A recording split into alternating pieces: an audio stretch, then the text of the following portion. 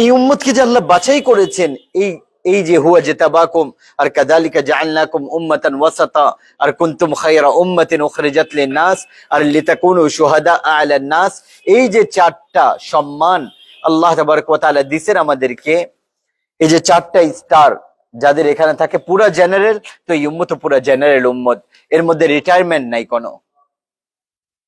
আগের যারা দুনিয়ার সর্দার অফিসার তারা রিটায়ারমেন্টে চলে যায়, রিটায়ার হওয়ার পরে তাদেরকে কেউ জিজ্ঞাসা করে না। আর এই উম্মতের কোনো রিটায়ারমেন্ট নাই। বাচ্চা যখন জন্ম নেয় তার কানে আজান দেওয়া হয়, তাকবীর বলা হয়, আর তাকে প্রথম দিন থেকে এটা বলে দেওয়া হয় যে তুমি দুনিয়াতে আল্লাহ তাআলার মেসেজকে উঁচা করতে আসছো। দেখেন না, ছোট বাচ্চা জানে যে কি হইতে আজান দিতেছে, সে তো কিছুই বোঝে না। আজান এই উম্মতকে দেওয়া হয়েছে, এর আগে কোন উম্মতকে আজান দেওয়া হয়নি। ইকামত আর আজান আমাদের বৈশিষ্ট্যতা। আল্লাহ আকবার শব্দ এই উম্মতকে দেওয়া হয়েছে, এর আগে কাউকে আল্লাহ আকবার শব্দ দেওয়া হয়নি। তো বাচ্চার এক কানে আজান আর এক কানে তাকবীর, তার রুহের মধ্যে কথা বসিয়ে দেওয়া হয় যে তুমি দুনিয়াতে আল্লাহ তাআলার মেসেজকে উঁচা করার জন্য আসছো, আল্লাহর নামকে মানুষের কাছে পৌঁছাইতে আসছো, আর আল্লাহর নামের আওয়াজ লাগানোর জন্য তুমি দুনিয়াতে জন্ম নিয়েছো। আগে আল্লাহ তাবারক ওয়া তাআলা মৃত্যু পর্যন্ত এই উম্মতের জিম্মাদারি দিয়েছেন। দেখেন, মানুষ যখন বুড়া হইতে থাকে তাদের গুণবলী কমতে থাকে, আর তাদের দাম দুনিয়াতে কমতে কমতে কমতে এত কমে যায় যে বাচ্চাও বলে যে দোয়া করেন আব্বার জন্য, আব্বাকে যেন আল্লাহ উঠায় নেয়। বলে না, কিছু এক ছেলে তার বাবার ব্যাপারে বলতেছিল, বাবার জন্য দোয়া করেন যে উঠায় নেয়। নাফরমান ছেলে না, কিন্তু বাবা এত কষ্টে অসুস্থ আছেন, দোয়া করতে বলতেছে যে কষ্ট অনেক বেড়ে গেছে বাবার। তো এই মানে বলতেছিল যে আল্লাহ তাআলা তাকে শান্তি দেয়। তো বাচ্চার মুখে ওইটা চলে আসে যে আল্লাহ আমার বাবাকে উঠায় নেই।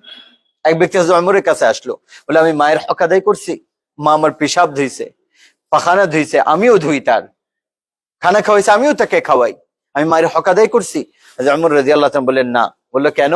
বললো তোমার মা যখন তোমাকে লালন পালন করতো, তো তোমার জীবনের দোয়া করতো যে আল্লাহ জীবনওয়ালা হোক, আল্লাহ লম্বা জিন্দগি দেন, আর তুমি যখন খিদমত করো সাথে বলে আল্লাহ তাকে তাড়াতাড়ি উঠায় নেন, আমি খিদমত করে করে পেরেশান হয়ে গেছি, তুমি আর সে কিভাবে বরাবর হইতে পারো? এমনি মায়ের হককে আদায় করতে পারে। এক ব্যক্তি খোরাসান থেকে, ইরান থেকে, আফগানিস্তান থেকে মাকে কাঁধের উপর উঠায় মক্কায় নিয়ে গেছে, কাঁধের উপর উঠায়, আর হজ করাইছেন পুরা কাঁধের উপর বসায়। আর উবাইদুল্লাহ ইবনে উমাইর রাহমাতুল্লাহি আলাইহি বললেন, আমি মাকে আফগানিস্তান থেকে উঠায় মক্কা পর্যন্ত আনছি, হজ করাইছি, আমি মায়ের হক আদায় করছি? উনি বললেন এখনো এক ঢোক দুধের হক আদায় করতে পারো নাই। মানে কি, হক আদায় করা সম্ভব না। এক ঢোক 2 বছর বাচ্চা যে পান করে, ওই দুধের হকও তুমি আদায় করতে পারো নাই। এটা অসম্ভব, এটার হক আদায় করা। যেভাবে বয়স বাড়তে থাকে দুনিয়াতে মানুষের, যাদেরকে জন্ম দিচ্ছে তারাও বলে উঠায় নেন, আর 60 বছর পরে সরকারও বলে যাও ঘরে যাও, তোমাদের কাজের আর দরকার নাই, রিটায়ারমেন্টে যাও। আর আল্লাহ তাআলা কি বলেন? আল্লাহ কি বলছেন? যখন আমার বান্দা 50 বছর বয়স হয় ইমানের অবস্থায়, হাসাবতুহু হিসাবান ইয়াসীরা, আমি তার হিসাব সহজ করে দেই। ওয়াইদা বালাগাত 60 সানাতান, যখন 60 বছর বয়স হয়ে যায় দুনিয়াতে রিটায়ারমেন্ট, আর আল্লাহ বলেন হাব্বাবতু ইলাইহিল ইনাবা, আমি আল্লাহ নিজে তার অন্তরে আমার ভালোবাসা দিয়ে দেই, তাকে কাছে টানতে থাকি। 60 বছর বয়সে যায় সাধারণ মানুষরা দাঁড়িয়ে রাখতে থাকে যে এখন তো বুড়া হয়ে গেছি, কবর কাছে, এখন একটু মুসলমান ওয়ালা আকৃতি বানাই, এটা ব্রেনে আসে যে মৃত্যু কাছে। অথচ এটা তো জওয়ান হওয়ার কাজ ছিল। তো এত খেয়াল প্রতিটা অন্তরে, মানুষের অন্তরে চলে আসে যে মৃত্যু কাছে আসতেছে, একটু কিছু করা উচিত। এটা আল্লাহ তাআলার ব্যবস্থা যে 60 বছর বয়সে তারা অন্তরে আল্লাহ তাআলা নিজের ভালোবাসা দিয়ে দেন। ওয়াইদা বালাগা 70 সানাতান, যখন 70 বছরের হয়ে যায় তো আল্লাহ তাআলা বলেন আহাব্বাহুল্লাহু আহলাস সামা, তখন আমিও তাকে ভালোবাসি আর আমার ফেরেশতারাও তাকে ভালোবাসতে থাকে। ওয়াইদা বালাগা 80 সানা, যখন 80 বছরের হয়ে যায় তো আল্লাহ তাআলা বলেন কুতিবাত হাসানাতুহু ওয়া উলকিয়াত সাইয়্যাতুহু, এর নেকি লিখতে থাকো আর গুনাহ মিটিয়ে দাও।